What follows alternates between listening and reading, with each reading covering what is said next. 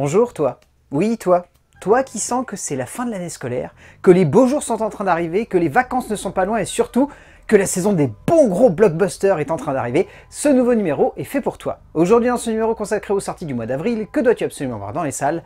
Knits Island, l'île sans fin. Le cinéma et le jeu vidéo ont toujours entretenu une relation bien particulière, car si l'on connaît leur rapport un peu conflictuel, notamment avec les adaptations, d'un côté comme de l'autre souvent hasardeuses, il est rare de voir de temps en temps un objet de cinéma s'emparer du monde du jeu vidéo et en faire quelque chose de plus qu'une simple transposition bête et méchante sur un grand écran.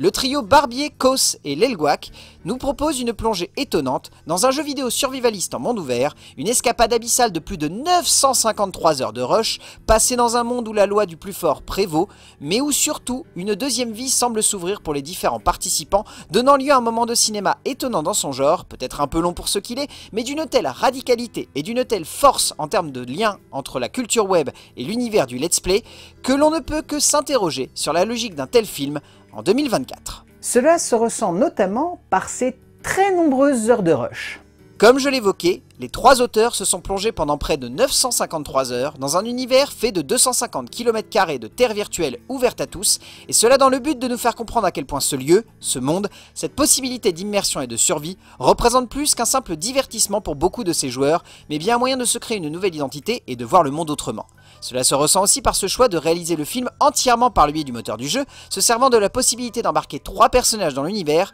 pour donner lieu à trois angles de prise de vue et trois manières aussi de regarder le jeu, de le comprendre et de s'interroger encore une fois sur le fait que les dernières générations ont grandi avec des joueurs qui via YouTube ou Twitch explorent de cette même manière un jeu vidéo pour nous faire découvrir un monde, mais aussi plus simplement pour nous faire comprendre ce qui les passionne dedans et ce qui fait qu'ils sont capables d'y passer autant d'heures. Et cela est encore plus et parfaitement appuyé par le témoignage des joueurs eux-mêmes. Barbier, Kos et Lelgouac ont eu la bonne idée de se balader mais surtout de rencontrer d'autres joueurs, de leur laisser la parole, de nous montrer que certains sont là pour faire tout ce qu'ils veulent, d'autres pour construire une communauté et se rassembler, d'autres simplement pour explorer, bref, pour faire de ce terrain de jeu l'opportunité d'accomplir quelque chose d'impossible, d'improbable ou même plus radicalement, d'inaccessible pour certains. Par le biais d'une idée simple, celle d'explorer un jeu vidéo et ses habitants, les trois jeunes réalisateurs ont réussi à offrir une plongée surprenante dans un univers qui a encore du mal à avoir le droit à un regard juste de la part du 7e art. Et ainsi, par le biais de leur œil singulier, par la possibilité d'explorer et de découvrir ce monde,